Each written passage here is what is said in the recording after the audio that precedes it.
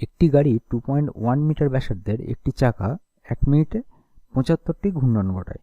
গাড়িটির গতি কত জানতে চেয়েছে, গতিবেগ কত। A wheel of a car of radius 2.1 metre makes 75 revolutions in 1 minute. What is the speed of the car?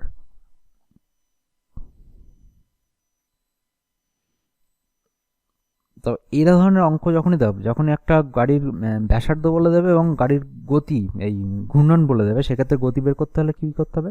প্রথমেই হচ্ছে দেখো একটা বৃত্তর ক্ষেত্রে বলে দিই, এই বৃত্ত এক পাক যাওয়া, একটা বৃত্ত যদি এক পাক ঘোরে, মানে এখান থেকে ধরো স্টার্টিং পয়েন্ট ধরো এখানে এসে এন্ড করবে, মানে এরকম ভাবে গড়িয়ে যাবে তো চাকা, তাহলে এই এক পাক যে ঘোরা অর্থাৎ এর পরিধির সমান দূরত্ব অতিক্রম করে।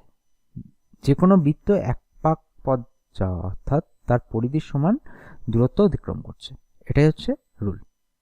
ওকে, তাহলে প্রথমেই আমরা এই অঙ্কের ক্ষেত্রে কি বের করব? পরিধি বের করবো। এখানে ঘূর্ণন বলে দিয়েছে, তাহলে হচ্ছে বৃত্তটির পরিধি বের করব। বৃত্তটির পরিধি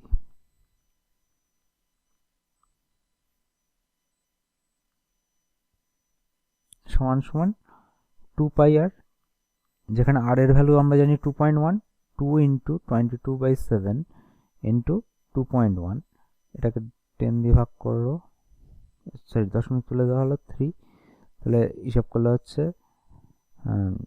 66,132/10 এত মিটার পরিধি। এবার দেখো 1 মিনিটে 75টি ঘূর্ণন করে, মানে এক পাক গেলে বৃত্তটি এত মিটার পথ যাবে। বৃত্তটি এক পাক ঘোরে অর্থাৎ পরিধির সমান পথ যায়, এক পাক ঘুরলে, বা গাড়ির চাকাটি, এখানে বৃত্ত না বলে গাড়ির চাকাটা রয়েছে, গাড়ির চাকা বলাটা সুন্দর হবে।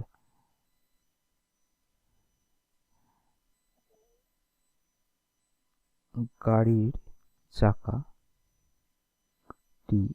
এক পাক ঘুরলে এত মিটার পথ যাবে, ঠিক আছে। তাহলে 75 বার ঘূর্ণন ঘটেছে 1 মিনিটে, তাহলে 1 মিনিটে পথ যাবে চাকাটি 1 মিনিটে পথ যাবে, তাহলে 132/10 ইন্টু 75 এত মিটার। কাটাকুটি করলে 5×5=75, 2 আর এখানে হচ্ছে 66, তাহলে এখানে পেয়ে যাব 990 মিটার পথ, ঠিক আছে। তো এত পথ যাবে এত মিটার। এবার দেখো আমাদেরকে বের করতে বলেছে কি ঘন্টায় কত মিটার যাবে, তাহলে 1 মিনিটে যদি 990 মিটার যায়, তাহলে 60 মিনিট, 1 ঘন্টা মানে 60 মিনিট, তাহলে 60 মিনিটের পথ যাবে হচ্ছে 990 ইন্টু 60। এবার এটাকে আমাকে কিলোমিটারে প্রকাশ করতে বলেছে। কিলোমিটার প্রকাশ করতে গেলে কী হবে, এটা মিটার ছিল, সেই জন্য 1000 দিয়ে ভাগ করে দিলাম, তাহলে কিলোমিটারে চলে এলো, কাটাকুটি করে দিলাম, এখান থেকে পেয়ে যাবো 594/10 equal to 59.4 kilometre per hour.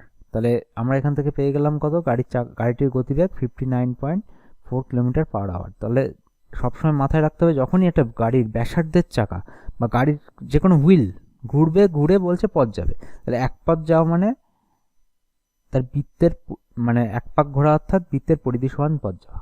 কোনো একটা চাকা এক পাক ঘোরা অর্থাৎ তার পরিধির সমান দূরত্ব অতিক্রম করবে, এটাই হচ্ছে আমাদের রুল। তাহলে এক পাকে যতটা যাবে, যত সংখ্যক পাক বলে দেবে সেই সংখ্যার সাথে গুণ করে দেবো, তাহলে ততটা দূরত্ব ডিস্টেন্স যাবে। সেটা কতটা সময় যাচ্ছে সেইটাকে, মানে ডিস্টেন্সকে সময় দিয়ে ভাগ করলে কী পাবো আমরা, গতিবেগ পেয়ে যাব।